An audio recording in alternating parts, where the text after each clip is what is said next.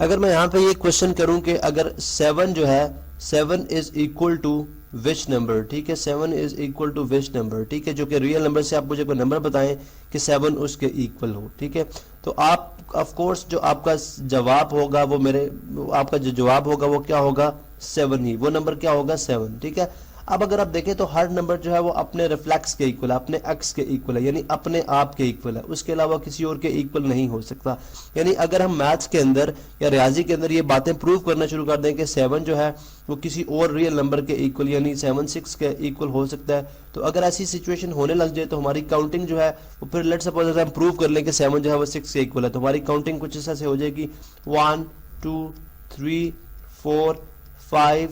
6 और 8 and so on, ठीक है। इसी तरह या इस तरह से हो सकती है 1 2 3 4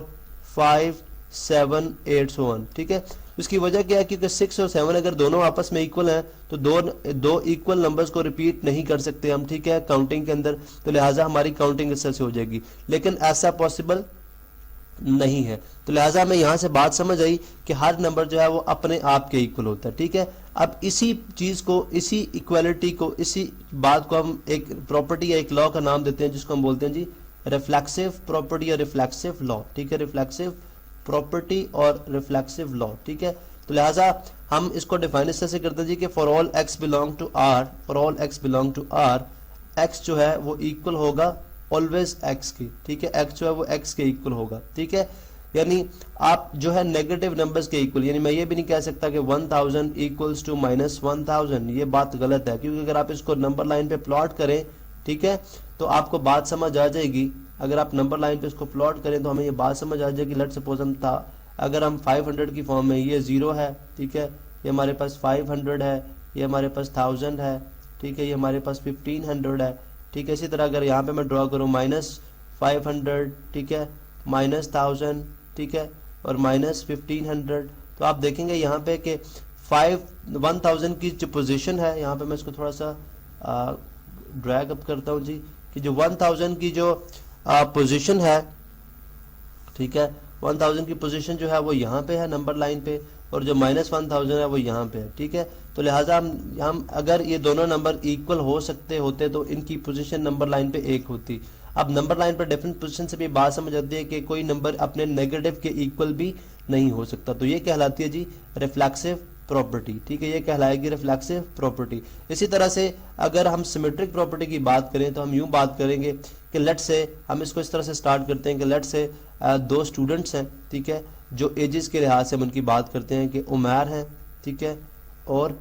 सालेहा, ये हमारे पास दो स्टूडेंट्स हैं। सालेहा की जो एज, उमैर की जो एज है वो 18 ईयर्स है, ठीक है, इसी तरह से सालेहा की जो एज है वो भी क्या है 18 ईयर्स है, ठीक है। अब यहाँ पे हम एक इनके दरमियान इक्वालिटी कायम होगी बिकॉज दोनों की एजेस सेम है, ठीक है। तो सिमेट्रिक प्रॉपर्टी बेसिकली ये बात करती है कि हम अगर ये बात कह रहे हैं कि उमैर जो है वो सालिया के इक्वल है, तो ये बात अंडरस्टूड है कि सालिया भी उमैर के इक्वल है, ठीक है। ये हो ही नहीं सकता कि अगर उमैर सालिया के इक्वल हो और सालिया उमैर के इक्वल ना हो। यानी अगर आप राइट साइड से स्टेटमेंट को लेके चलें कि उमैर इज इक्वल टू सालिया तो बात ठीक हो, लेकिन जब आप लेफ्ट साइड से हैं तो बात गलत हो जाए, ऐसा पॉसिबल नहीं है, ठीक है। ये बात अंडरस्टूड है और ये कंडीशन है, ठीक है। यानी हम इसको सिमेट्रिक लॉ को, सिमेट्रिक प्रॉपर्टी को डिफाइन इस तरह करते हैं कि for all x y belong to R, ठीक है, x is equal to y, like if x is equal to y,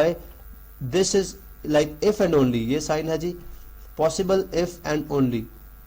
if and, यहाँ पे मैं इसको लिख भी देता हूँ, इसको किस तरह से रीड करेंगे जी, if and only, यानी ये सिर्फ उस केस में पॉसिबल है, सिर्फ उस केस में पॉसिबल है जब y जो है वो भी x के इक्वल हो, y जो है वो भी x के इक्वल हो, बिकॉज अगर y x के इक्वल नहीं है तो x y के इक्वल नहीं होगा, ठीक है। तो यानी दोनों जो स्टेटमेंट्स हैं आपस में एक दूसरे को सपोर्ट करती हैं, तो ये इक्वालिटी की प्रॉपर्टी है कि जब आप एक साइड को x इक्वल टू y कह रहे हैं, ठीक है, यानी जब मैं कह रहा हूँ कि उमैर एज के लिहाज से सालिया के इक्वल है, ठीक है, तो ये बात अंडरस्टूड है, ये बात अंडरस्टूड है कि सालिया भी उमैर से एज के लिहाज में इक्वल होंगी। तो ये बेसिकली है हमारी सिमेट्रिक प्रॉपर्टी या सिमेट्रिक लॉ।